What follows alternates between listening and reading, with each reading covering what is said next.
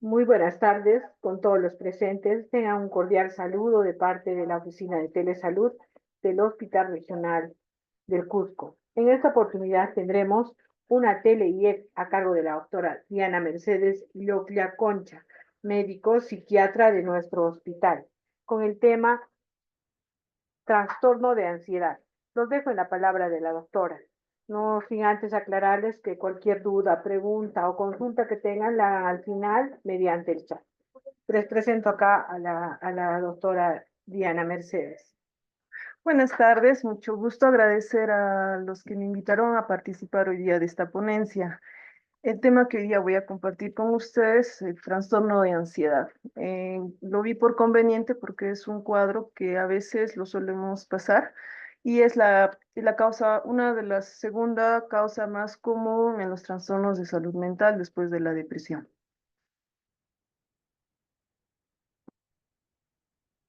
¿No sigo?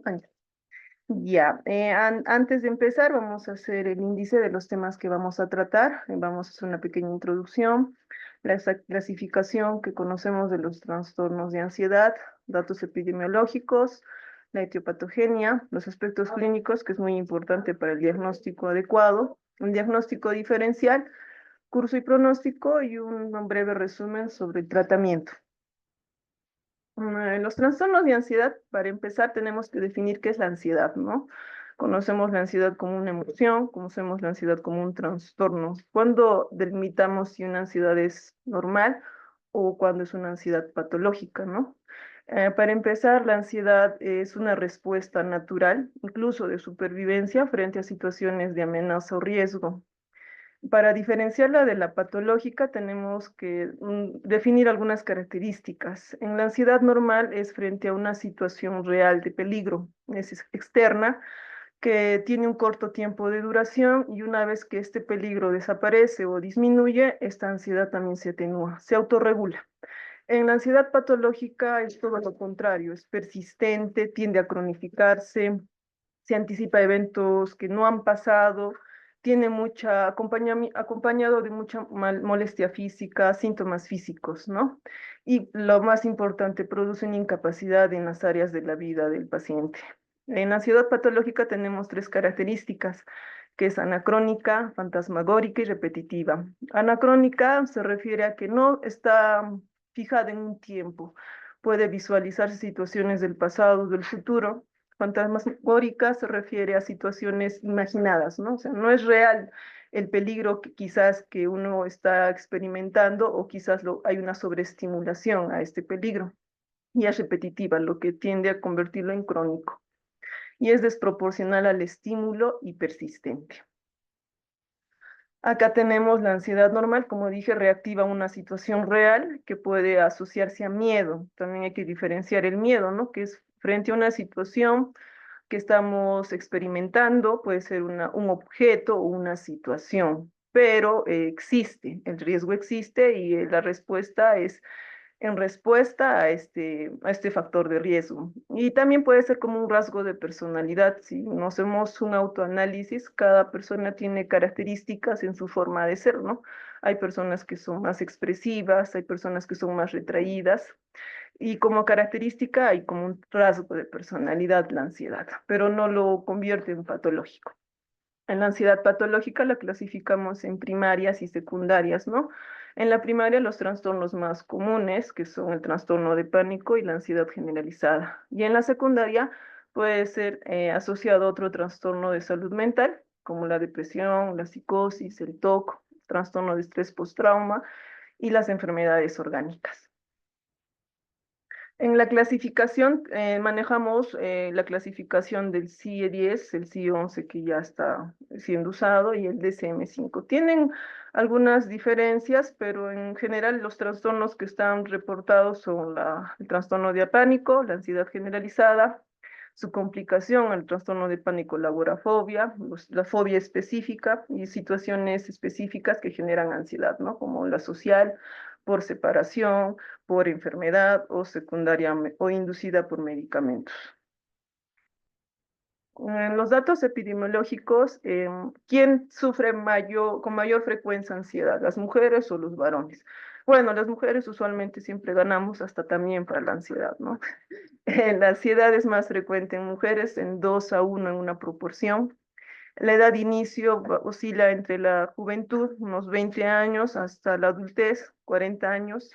Em, en un estudio epidemiológico de salud mental en el Perú del 2018, el 20% de la población mayor de 12 años padecía algún tipo de trastorno mental. Y en el estudio de Noguchi, de Honorio Delgado, el problema más frecuente en el Perú, tenemos la ansiedad, la depresión, problemas de alcohol y de violencia, ¿no? La ansiedad generalizada, un porcentaje, como dije, después de la depresión, es la segunda patología más común en los trastornos de salud mental.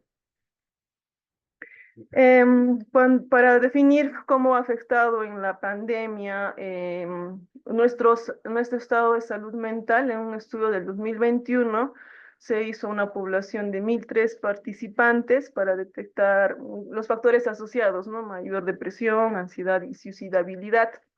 Y tenemos que, como dicen, ¿no? Los datos epidemiológicos antes de la pandemia es igual post pandemia, que es más frecuente en el sexo femenino. El grupo etario es entre los 18 y 29 años, con mayor porcentaje. El estado civil también es importante, más es en solteros, en grado de instrucción mayor es en superior completa, ¿no? Y trabajadores dependientes. Son factores asociados muy importantes porque nos van a ayudar a determinar el tipo de ansiedad, ¿no? Que pueden estar presentando, también la población más vulnerable. Y como dije, de los 1.003 pacientes encuestados, 232 presentaban ansiedad, ¿no? Un porcentaje menor de depresión y uno menor de suicidabilidad. En la etiopatogenia, ¿cómo explicamos por qué se da el trastorno de ansiedad, no? Tenemos varias estructuras también alteradas, que hay un desequilibrio. A nivel genético, los trastornos de ansiedad tienen un 40% de heredabilidad, más frecuente en el trastorno de pánico. Y también se ha visto que hay alteración en el gen que se encarga de la estructura del transportador de serotonina. Si esta estructura está alterada, también se explica el incremento o la susceptibilidad a los trastornos de ansiedad, ¿no? En la biología tenemos qué sistemas están alterados, ¿no? Como sabemos, el trastorno de ansiedad produce múltiples síntomas físicos. ¿A causa de que el eje hipotálamo hipófisis suprarrenal está hiperestimulado porque una situación estresante puede desencadenar mayor liberación de cortisol? Y esta mayor liberación sostenida, crónica, produce una mayor hipersensibilización en la amígdala. Y la amígdala es la estructura anatómica que está hiperestimulada en los trastornos de ansiedad. A nivel de los circuitos neuronales, tenemos la corteza prefrontal que también está disminuida en su función, porque la corteza se conoce como los frenos naturales de la amígdala. ¿Por qué? Porque la corteza prefrontal nos permite valorar la situación que estamos experimentando. Procesa la información si es un peligro real y la intensidad de la respuesta. Es como un filtro que tenemos, ¿no? Pero en los trastornos de ansiedad esta corteza está hipofuncionante, por así decirlo. A diferencia de la amígdala, que se ha visto que está hiperestimulada y mayor estímulo de esta estructura y mayor conducta de temor frente a las situaciones de riesgo. Y el hipocampo es otra estructura asociada que es muy importante, que en los pacientes con trastornos de ansiedad, esta estructura está disminuida en tamaño. En un estudio, en unos soldados que fueron expuestos a la guerra en Vietnam, eran soldados con un gemelo y fueron enviados a la guerra. El otro gemelo se quedó en su país de origen y luego hicieron un estudio qué soldados presentaron trastorno de estrés postrauma y en los exámenes vieron que el hipocampo estaba disminuido. Entonces, la primera conclusión que llegaron era que el hipocampo se disminuía o estaba disminuido en los pacientes de estrés postrauma, pero luego hicieron el examen a los gemelos que no habían estado expuestos a la guerra y vieron que el gemelo que tenía a su hermano con el trastorno de estrés postrauma ya presentaba el hipocampo disminuido. Entonces, podríamos decir que pacientes con esta estructura disminuida en tamaño tienen mayor riesgo, susceptibilidad a desarrollar trastornos de ansiedad y con más énfasis en los trastornos de estrés postrauma. En los neurotransmisores también está habiendo una desregulación, por lo cual también se justifica el uso de tratamientos para la regulación de estos neurotransmisores. Los medicamentos son los que usamos para a nivel de de esta bioquímica, volverlas poner en un equilibrio, ¿no? El receptor del neurotransmisor GABA se encuentra alterado en su estructura, produciendo también mayor susceptibilidad a los trastornos de ansiedad. Otro neurotransmisor que se encuentra hiperestimulado son las neuronas norepinefrina. Mayor liberación de la hormona norepinefrina nos produce mayor estímulo, ¿no? Del sistema hipófisis hipotálamo suprarrenal, generando mayor liberación de hormona liberadora de corticotropina y esta a su vez mayor cortisol, ¿no? También el factor neurotrófico derivado del cerebro también está, dependiendo de la estructura, puede estar disminuida o aumentada. Por ejemplo, en el hipocampo, que ya hablamos de esta estructura importante, se encuentra disminuido, ¿no? La cognición es un área importante en los trastornos de ansiedad. Es una área que usualmente no se suele evaluar en los trastornos de ansiedad cuando se hace la primera atención, pero sí cumple una función muy importante porque tiende a cronificar el trastorno, ¿no? Una vez que aparece el trastorno de ansiedad, es la cognición la que al estar alterada tiende a cronificar el problema. ¿Por qué se dice esto? Porque usualmente en la cognición de los pacientes con trastorno de ansiedad hay una valoración negativa de la situación estresante, ¿no? Estos tres factores cognitivos, los cuales tenemos, es estructuras cognitivas desadaptativas, que significan, ¿no? Una interpretación distorsionada de la situación de peligro, ¿no? Y los procesos cognitivos peculiares tenemos los pensamientos catastróficos, ¿no? Sobrevalorar los estímulos físicos. ¿A qué me refiero? Tengo un dolor en el pecho. El primer pensamiento que me viene es voy a sufrir un infarto, ¿no? O tengo algo mal en el corazón. O me duele la cabeza y un pensamiento catastrófico es tengo un cáncer, ¿no? Un tumor en el cerebro, ¿no? Ese tipo de pensamientos son los que intensifican los síntomas de la ansiedad. Y los productos cognitivos, que es un contenido a temas de peligro, ¿no? O sea, con la idea de siempre estar expuesto a una situación de riesgo, de algo malo que me pueda pasar, sufrir algún accidente, algún daño. Los aspectos clínicos hay que diferenciarlos en los síntomas psíquicos y los somáticos, ¿no? En los síntomas psíquicos usualmente se presenta nerviosismo, la inquietud, la preocupación por el futuro, una sensación de incapacidad, de agobio, insomnio, irritabilidad, el llanto fácil, que no es como la depresión, sino es un llanto asociado a la impotencia, a la sobrecarga tensional. Y pasa esta descarga emocional y el paciente se siente aliviado, a diferencia de la depresión, que se produce el llanto, pero la tristeza, la anedonia persiste, ¿no? Y un sentimiento de temor generalizado, ¿no? A cualquier situación yo le experimento como de riesgo o peligro.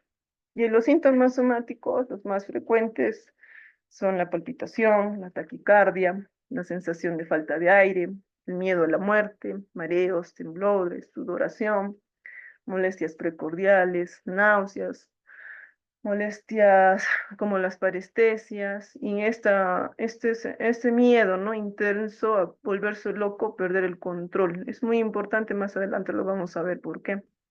Una inquietud psicomotora y algo bastante característico de los trastornos de ansiedad y más de los trastornos de pánico es la despersonalización y la desrealización. Sequedad de boca y cefaleas. Vamos a hacer un resumen de los dos trastornos más comunes que ya había mencionado. Tenemos el trastorno de pánico, los ataques de pánico y la ansiedad generalizada. Eh, es importante su diferenciación, más que todo para poder hacer un abordaje adecuado, pero los tratamientos son casi similares. En el ataque de pánico, la característica más importante es que son súbitos. O sea, puede aparecer un factor desencadenante como que no. Y es muy intenso, es espontáneo, se vivencia la sensación de muerte, ¿no? Y aparece la despersonalización, que es una sensación de extrañeza. Es como que yo sienta que yo no estoy en mi cuerpo, que mi cuerpo está experimentando la molestia, pero yo estoy siendo un observador pasivo. O la desrealización, en la que siento que todo el ambiente en el que me encuentro es extraño, externo a mi vivencia. Es como que yo fuera un espectador de una película que está corriendo. Estas experiencias es la que les produce el temor a volver a vivir nuevamente el ataque. Hay una mala adaptación en el comportamiento porque empiezo a modular mis conductas en función a no sufrir otro ataque de pánico. O si me pasara el ataque de pánico porque es súbito, estar en un lugar adecuado y recibir ayuda. En los primeros episodios son los pacientes que mayor uso hacen de los servicios de emergencia porque está muy asociado a los síntomas físicos muy intensos. En la ansiedad generalizada, sus características es que a diferencia del trastorno de pánico, pueden tener episodios pequeños de ataques de pánico, pero la característica es que es una ansiedad fluctuante. Se intensifica y disminuye, pero permanece en el tiempo. Se dice que mayor de 6 meses hace el diagnóstico de una ansiedad generalizada. Las 4 categorías que presenta es la tensión motora, por el temblor, los sobresaltos, y esta queja muy común, ¿no? Las molestias, dolor físico, muscular, ¿no? Como cansancio, agotamiento. La hiperactividad autonómica, acompañado de las palpitaciones, la disnea, náuseas, mareo, sudoración. La expectación aprensiva, como las experiencias de vivencias de amenaza, ¿no? Temores difusos, o sea, le tengo miedo a todo. Le tengo miedo a viajar, le tengo miedo a que me den una mala noticia, le tengo miedo a hacerme un examen porque pienso que me van a decir que tengo una enfermedad grave, le tengo miedo a ir a unas situaciones sociales o experiencias nuevas. Y el estado de hipervigilancia y alerta, ¿no? Que hace que me vuelva impaciente, me distraigo, no me concentro y el sueño se viene a alterar, ¿no? Tiende a cronificarse y si no se hace un abordaje adecuado, un tratamiento adecuado, se pueden agregar otros síntomas, ¿no? Como la tristeza, la apatía, el desinterés constante y la astenia, ¿no? Entonces, con el tiempo, un trastorno de ansiedad generalizado, un trastorno de pánico no tratado, tiende a producir comorbilidad, ¿no? Como los trastornos depresivos, los trastornos por consumo de sustancias, ¿no? Es bastante frecuente el consumo de alcohol para atenuar estos síntomas. El diagnóstico diferencial es muy importante en descartar los cuadros orgánicos. Como dije, el paciente cuando experimenta por primera vez los ataques de ansiedad o un ataque de pánico, el primer servicio al que acude es a la emergencia, ¿no? Por la experiencia de múltiples síntomas físicos. Entonces, antes de al paciente decirle que no tiene nada, lo responsable es hacerle todos los exámenes de laboratorio basales y descartar el cuadro orgánico. Como decían mis docentes en mi formación, no podemos descartar algo que no sospechamos. Entonces tenemos que saber qué tipo de enfermedades están asociadas a los trastornos de ansiedad y como el trastorno de ansiedad produce múltiples síntomas en múltiples sistemas, tenemos que hacer exámenes de descarte, ¿no? Por ejemplo, los más comunes son los problemas hormonales como el hipertiroidismo, el hipotiroidismo, problemas cardíacos, taquicardia paroxística supraventricular, incluso prolapso mitral, ¿no? El fibrocromocitoma, las crisis hipoglicémicas, el síndrome vertiginoso, incluso el secundario consumo de sustancias, ¿no? Es frecuente también, por ejemplo, en el consumo de marihuana que el paciente experimente trastornos de pánico. Es importante descarte también de consumo de sustancias.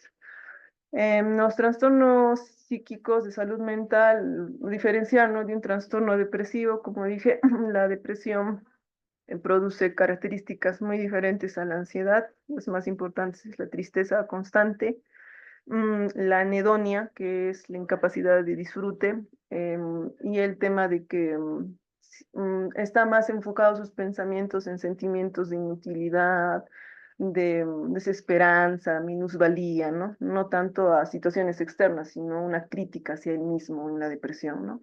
En las fobias la ansiedad se desencadena por situaciones objetos, animales específicos. O sea, está expuesto al objeto específico, aparece la ansiedad.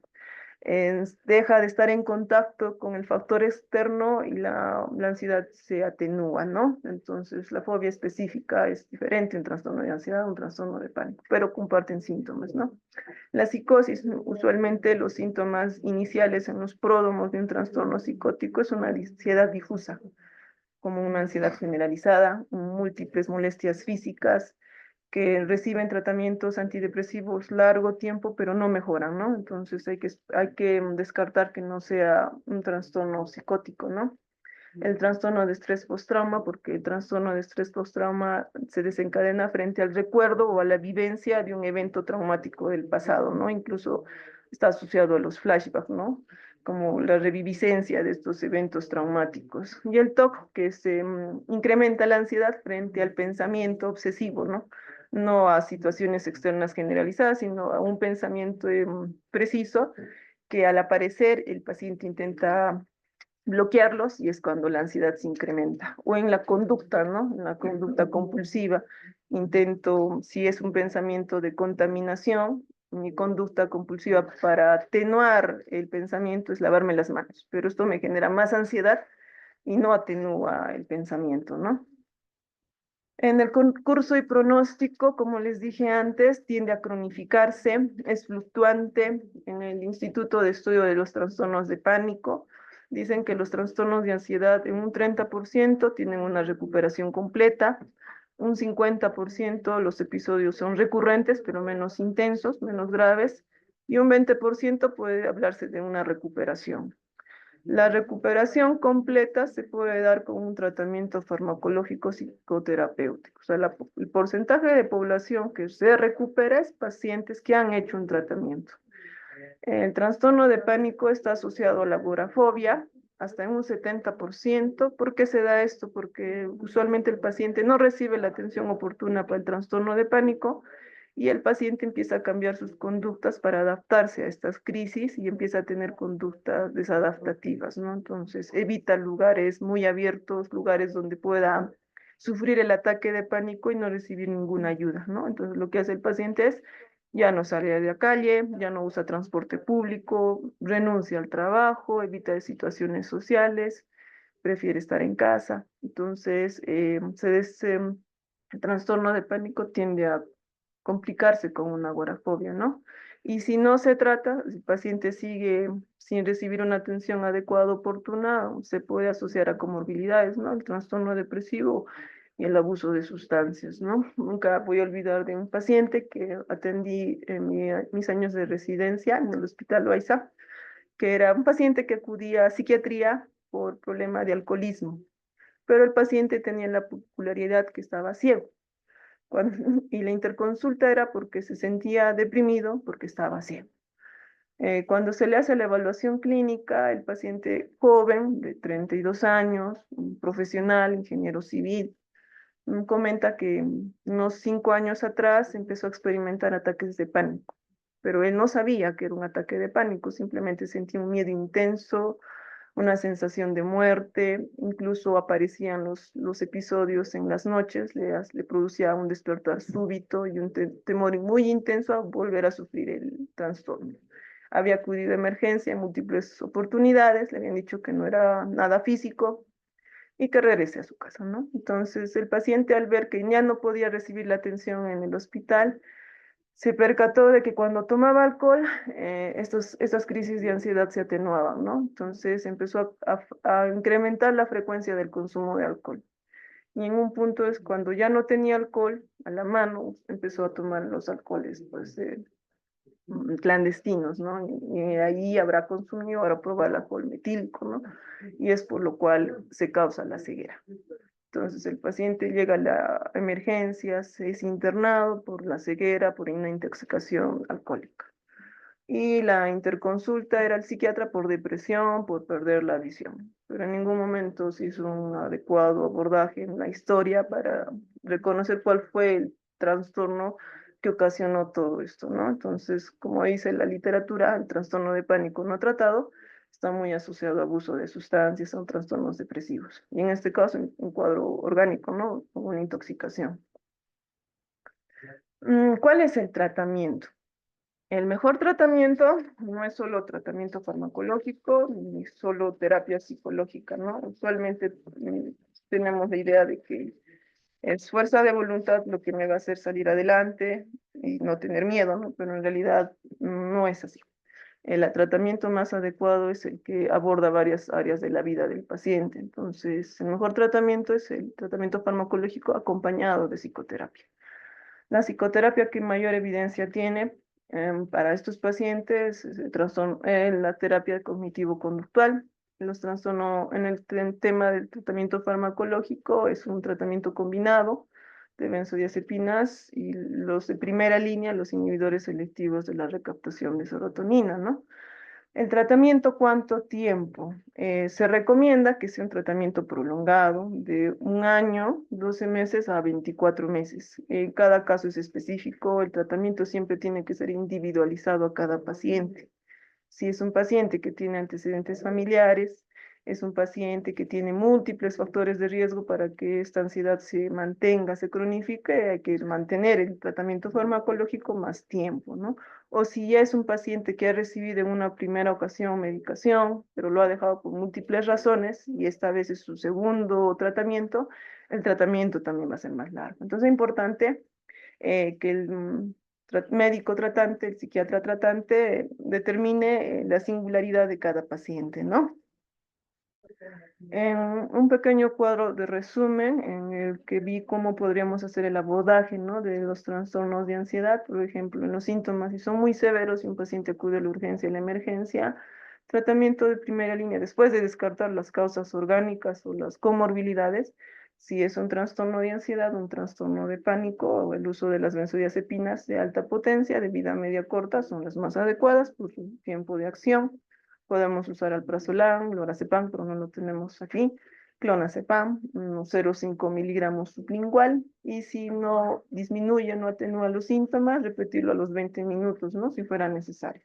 Y si tenemos parenteral, el diazepam, de 5 a 10 miligramos endovenoso lento, de uso endovenoso, ¿no? Intramuscular, tiene una liberación errática, entonces hay que evitarla. En los tratamientos a largo plazo, los de primera línea, les comento, son los IRS, los medicamentos que tenemos aquí son sertralina, fluoxetina, paroxetina, citalopram, fluvoxamina no los tenemos, pero son muy buenos. La paroxetina tiene la cualidad de ser más ansiolítico, el escitalopram también. De la sertralina y la fluoxetina las primeras semanas tiende a intensificar la ansiedad. Entonces es importante explicarle al paciente, no comunicarle que puede pasar eso.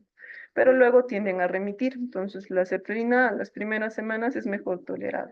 Para evitar estos efectos adversos, que los más frecuentes son los gástricos, náuseas, malestar digestivo, sudoración, tenemos que decirle al paciente que hay que titular la dosis, ¿no? Empezar con dosis pequeña, una vez que se logra la adaptación al tratamiento, ir titulando, ¿no? Em, el inicio del efecto ansiolítico es lento, o sea, el medicamento el paciente lo va a empezar a tomar y recién va a experimentar los beneficios del tratamiento a las 2, 3 semanas, y por lo cual el paciente tiene la creencia que el tratamiento no funciona, ¿no? Lo toma un día, 2 días, una semana y piensa que no hay efecto, ¿no? Entonces hay que explicarle que es lento. Y su dosis máxima de acción aparece al tercer, cuarto mes. Entonces es importante explicar al paciente para que tenga paciencia, pero no podemos dejarle experimentando los síntomas de ansiedad hasta que el tratamiento de base haga efecto. Entonces se prescribe ansiolíticos, los benzodiazepinas, pero de vida media larga, que puedan estar dividida en dosis de 2 tomas al día, y explicarles que el tratamiento con las benzodiazepinas es un promedio de 8 a 10 semanas, ¿no? Hasta puede extenderse 12 semanas. Y una vez se cumple este tiempo, ir reduciendo de forma progresiva para evitar el efecto de retirada, ¿no? Porque a largo plazo los benzodiazepinas tienden a producir alteración en la concentración, en la memoria, incluso alteran más el sueño y producen más irritabilidad, ¿no? Un efecto refractario, ¿no? Entonces es importante que las benzodiazepinas solo sean utilizadas en un corto tiempo como ayuda al tratamiento de largo plazo de base, que son en este caso, los inhibidores selectivos de la recaptación de serotonina. El manejo en situaciones específicas, ¿no? Por ejemplo, un trastorno adaptativo situacional, un paciente que experimenta una situación de una pérdida, una situación de experiencia traumática no muy intensa. El abordaje usualmente es una psicoterapia, ¿no? De apoyo y un seguimiento para ayudarle a superar esta etapa que está viviendo de crisis, ¿no? En los casos de ansiedad secundaria, problemas médicos, es importante usar benzodiazepinas de vida media corta, ¿no? Condicional, ¿no? No a horario, hasta que solucionen el cuadro médico de base, ¿no? Y la ansiedad secundaria por uso de sustancias es muy importante, ¿no? El abordaje va a variar cuando un paciente, por ejemplo, por consumo de alcohol está intoxicado, a diferencia de un paciente con trastorno de consumo de alcohol que está en abstinencia, ¿no? O sea, no es lo mismo y el abordaje también varía. Ujú. En un paciente intoxicado con el estado etílico no le podemos dar benzodiazepinas, ¿no? O sea, no podemos usar porque intensificaría el efecto sedante, ¿no? Sedativo de de los receptores GABAérgicos. La ansiedad secundaria a trastornos psiquiátricos, porque es importante, si yo no hago un buen diagnóstico, mi tratamiento de primera línea no va a atenuar los síntomas y no los va a intensificar o no va a mejorar, ¿no? Entonces hay que hacer un abordaje del cuadro psiquiátrico de fondo, ¿no? Si es una depresión, casi el tratamiento no varía mucho, pero sí, si es un trastorno psicótico, si es un trastorno obsesivo compulsivo, la dosis varía. Ujú. ¿Cuándo derivar al psiquiatra, no? Eso es importante porque muchos de los que estamos participando en estas capacitaciones virtuales no manejamos de primera línea el paciente psiquiátrico, ¿no? Pero sí nos toca atenderlos porque a veces vienen por la emergencia o vienen usualmente un paciente ansioso, va a todas las especialidades antes de ir al psiquiatra. Entonces, siempre vamos a estar en contacto con un paciente con un problema de salud mental. Entonces, cuando yo puedo decir que le hago la atención, la primera atención, y cuando le sugiero que acuda al psiquiatra o que se haga una interconsulta, ¿no? Una referencia. Cuando el trastorno está asociado a riesgo de suicidio, eso me hace ver que no está respondiendo al tratamiento, o es que la ideación suicida es activa, entonces necesitamos un tratamiento más intensivo, ¿no? Como una hospitalización, la coexistencia con problemas de alcohol u otras drogas, ¿no? Entonces, el trastorno de ansiedad no va a desaparecer si no se trabaja el trastorno de adicción, ¿no? Entonces, es importante. La asistencia de síntomas psicóticos. A veces el uso de antidepresivos en un paciente que pensamos que es ansiedad tiende a intensificar los síntomas psicóticos. Entonces, si veo que el tratamiento no mejora, sino intensifica los síntomas, hay que derivar al psiquiatra, ¿no? Si son síntomas severos y complejos, doy el tratamiento de primera línea, los asocio a benzodiazepinas y veo que los síntomas no remiten, pasan las 2, 3 semanas, el mes de control y no remite, y los síntomas son más intensos incluso, entonces hay que derivarlo al psiquiatra. Y si el tratamiento que yo he iniciado de primera línea no se evidencia mejoría en el paciente, también hay que derivarlo al psiquiatra para uso de tratamientos de polifarmacia, ¿no? Dudas en el diagnóstico diferencial y si hay necesidad de intervenciones psicoterapéuticas especializadas, ¿no? En los abordajes terapéuticos, muy importante trabajar con una estructura de psicoterapia, ¿no? En el hospital contamos con un servicio de psicología y también la unidad de hospital de día, que trabaja con intervenciones terapéuticas, ¿no? En pacientes de ansiedad y depresión. Son terapias una vez por semana, por unos 3, 4 meses, y se trabaja todos los factores asociados que tienden a cronificar el trastorno de ansiedad, ¿no? Entonces abordamos de forma terapéutica a adicionarse a su tratamiento y su control de psiquiatría, ¿no? Ujú. Y para terminar mi ponencia, quería mostrarles este cuadro, creo que es muy conocido, todos en algún momento lo han visto. Este cuadro representa lo que es la experiencia de vivir con ansiedad, ¿no? Por ejemplo, el autor noruego, Edvard Munch, tiene una historia de vida muy difícil, una experiencia de pérdida de su mamá, su figura materna, en la adolescencia, un padre muy violento, padres depresivos, una hermana con un trastorno bipolar, incluso él también se internó en un sanatorio, bueno, en esos tiempos sanatorios mentales, y experimentó mediante el arte la expresión de los síntomas que él presentaba, ¿no? En esos tiempos, no estamos hablando 1800, 1900, no estaban estandarizados los trastornos de ansiedad como ansiedad generalizada, trastorno de pánico, ¿no? Entonces, él decía, ¿no? Sin esta ansiedad y enfermedad, yo habría estado como un barco sin timón. ¿A qué se refiere? Que a veces nuestra ansiedad no lo tenemos que ver como nuestra enemiga, sino la ansiedad es como una alarma que nos dice que algo está pasando, que a algo no le estamos prestando atención y es necesario que se experimente con molestias físicas, con inquietud difusa, para poder hacer un autoanálisis, ¿no? ¿Qué es lo que me está faltando? ¿En qué cosas estoy teniendo conflictos? ¿Qué estoy dejando pasar? Entonces, a veces la ansiedad es una señal de alarma de que necesito ayuda. Entonces, no intentemos desaparecerla, sino intentemos entenderla, aceptarla y ver de qué forma puedo convivir con ella. ¿Sí? Eso sería todo. Muchas gracias. Si hay preguntas, espero no sean muchas. Quiero almorzar. Gracias. Ujú.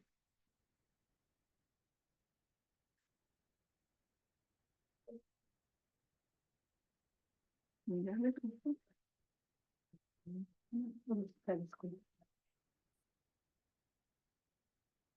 ya. En caso no habría ninguna duda, gracias por su asistencia.